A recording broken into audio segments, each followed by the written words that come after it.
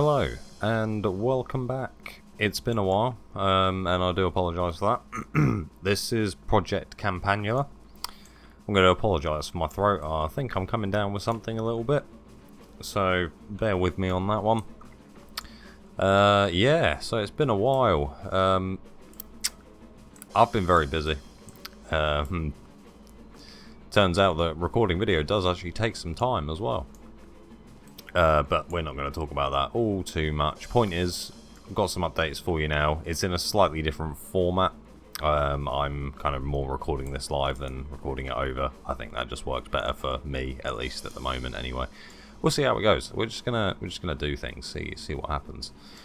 So last time, I believe we had just kind of looked at how the players are gonna move in open space. Initially I was going to go with some sort of like vanishing floor that could be looked through, and when you scrolled it would disappear, kind of like what the buildings and the walls do. If I come over here and see they disappear the more I go down, so you can see what's underneath it.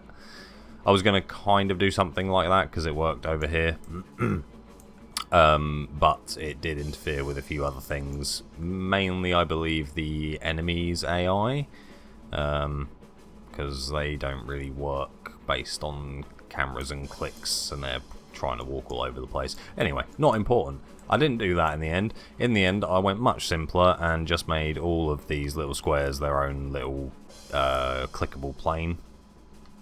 And that seemed to work. That was the best way of kind of dealing with depth perception with it.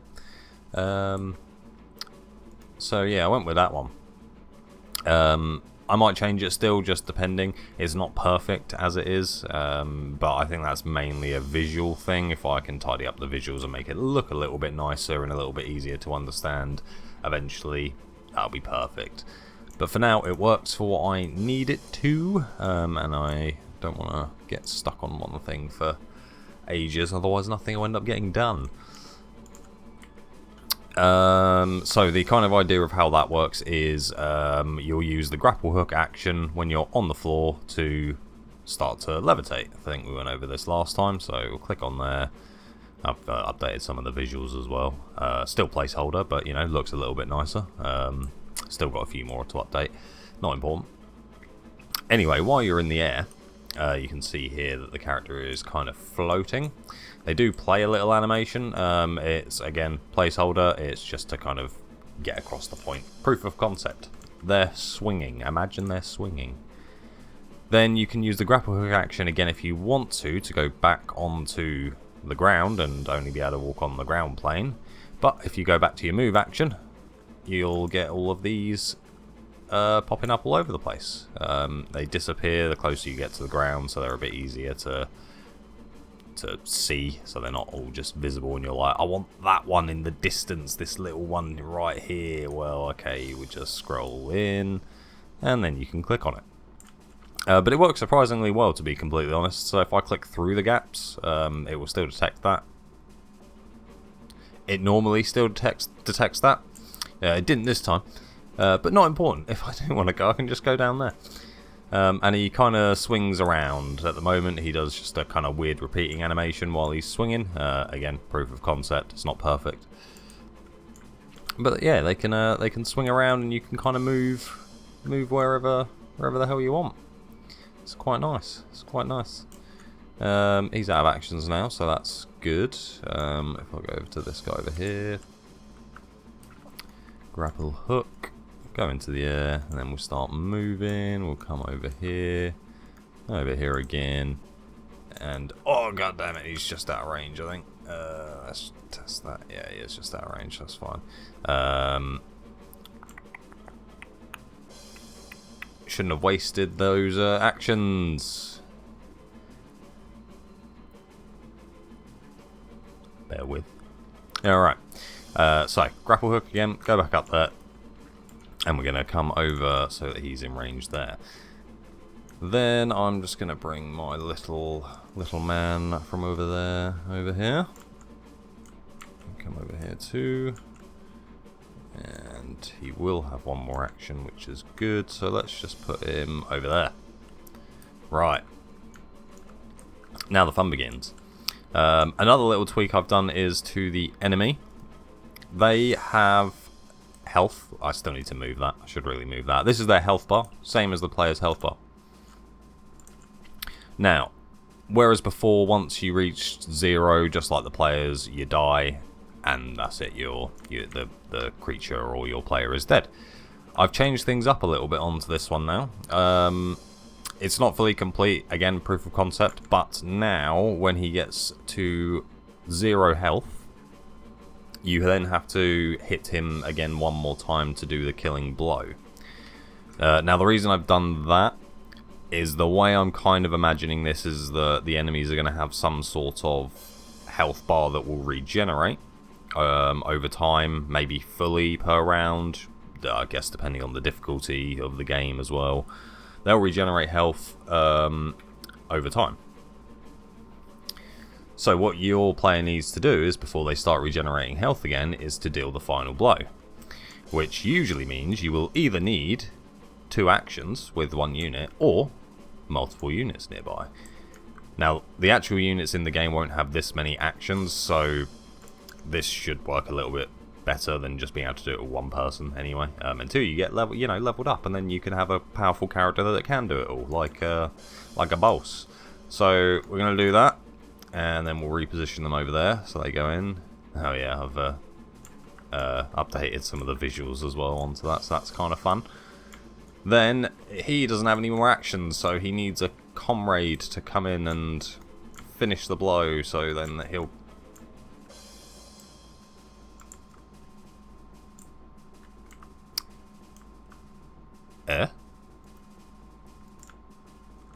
Wait, what the hell happened? Interesting.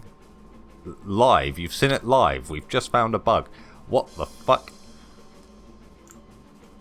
Was that a visuals bug? I don't know what that was.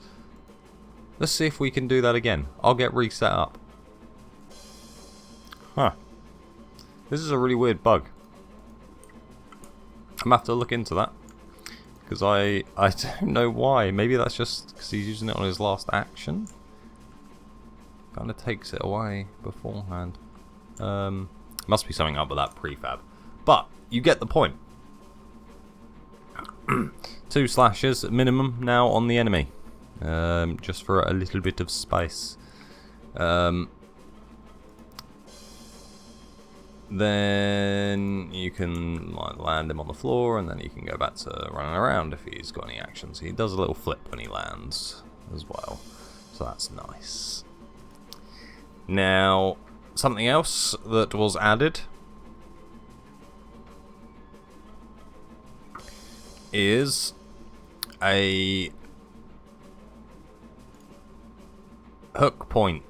So you get this hook. Now, what does this do? There's no grids here.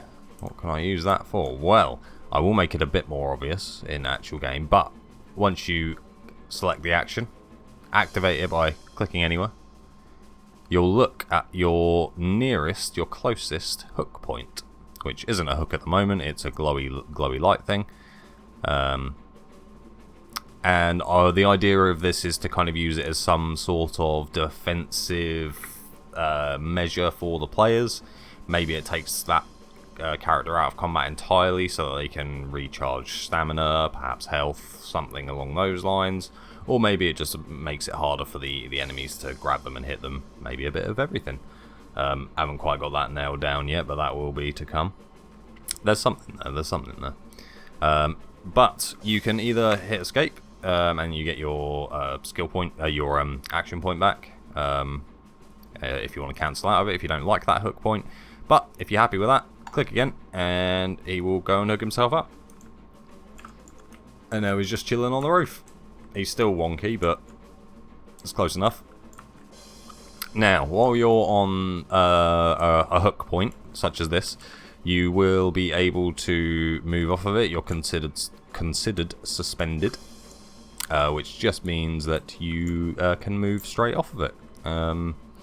And that will change everything that's needed. As soon as you move off of it, it stops you being hooked and all sorts of stuff like that. It's really good. This just works off at the moment is that instead of your player directly detecting what grid position they're on, because there's a lot of places where they're not actually going to be on a grid position, it just looks at the closest grid position point and uses that as the reference for now. I kind of thought that's the best way I can deal with it at the moment, because doing that hook point outside of the grid system, it took ages. Well, saying that, taking them out of the grid system wasn't really the issue. It was getting them back on the frickin' grid system that was a pain. But we're there, and you can just straight back into the action. Although the animations are a little bit broken because he still thinks that he's, on the ground. Because this hasn't triggered to set him as not being on the ground. So he's infinitely running now, but it's just animations in it is fine. I'll sort those out. Kind of looks funny when he's running through the air like that. That's good. It's good. Ain't that just the quirks of game development? And then outside of that, as you guys saw, I done a little bit of adjusting to the UI. Nothing major. Literally this banner, that end turn button. I didn't even change the text for any of it, but that will be to come. That's what I'm working on now. But before I go on to that, I also have some new assets that have come in by... I feel terrible. As it picks... Well, this one is... The UI one was called Medieval Kingdom UI, so, if you guys want that, have a look. I'll put the links in the description. And this one was... Adventure Studios. This was them.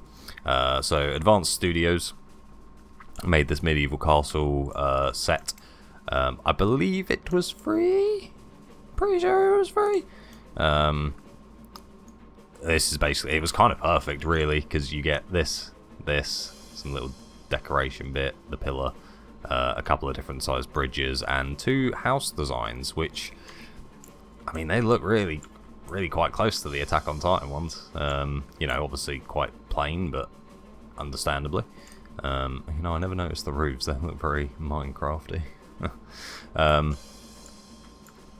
So these will be handy. Oh, there's also this bit which I've just merged with the main castle bit now, because it just made it look a little bit more fancy. And you can see that there is a gentleman up here as well. So, if you scroll all the way up, he is indeed playable. He's a little bit off because I've just randomly placed him, but as soon as he gets moving, he's all good again. So let's move him there.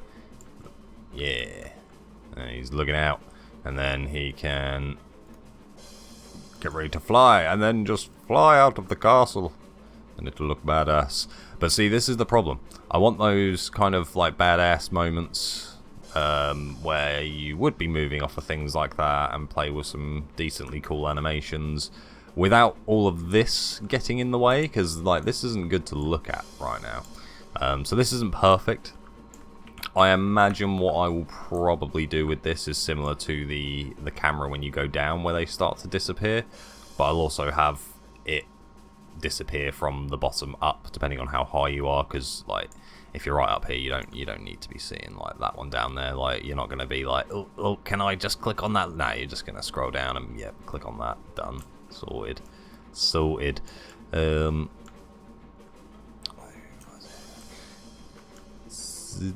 Yes. That's about it, really. There's a few bits I need to think about this grid system, because at the moment there are a lot of grids, and I have a feeling, I have an inkling, right, that will probably affect performance at some point. This is 8 layers high, and it's a grid of 40 by 40, so it's 40 times 40 times 8, which is a lot. That's that's probably 10,000 grids, isn't it?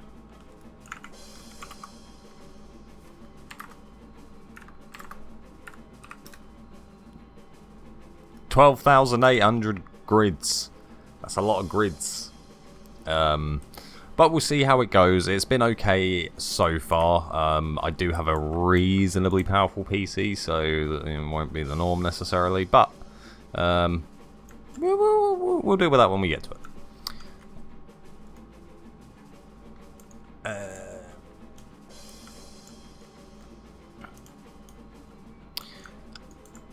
Well,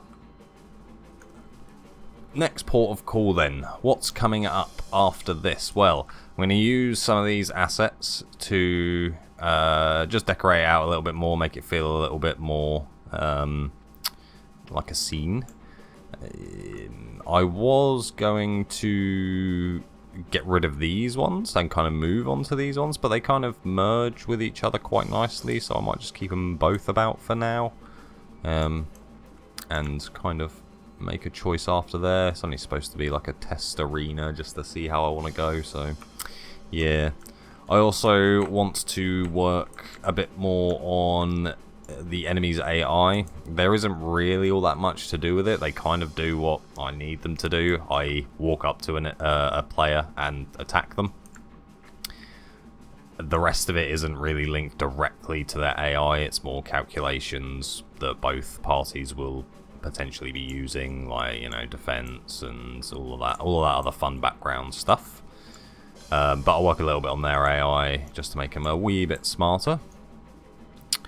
And character customization. Yep, that's going to be the big one for me.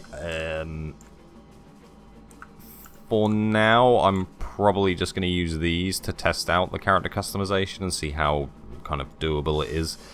This is a kind of area that I have only dipped my toes in, and I'm scared. So we'll see how that one goes. Hopefully I'll have something pretty fun for you by the time you come back. But yeah, I think that's all of it, really. So I hope you guys have enjoyed that. As always, if you have any ideas, advice for anything that's relevant to me, please do feel free to let me know. That would be marvellous. Let me know what you think as well about the game, the video, whatever you think could help. I'll leave links for the assets in the description, as well as the socials and all that stuff. Enjoy.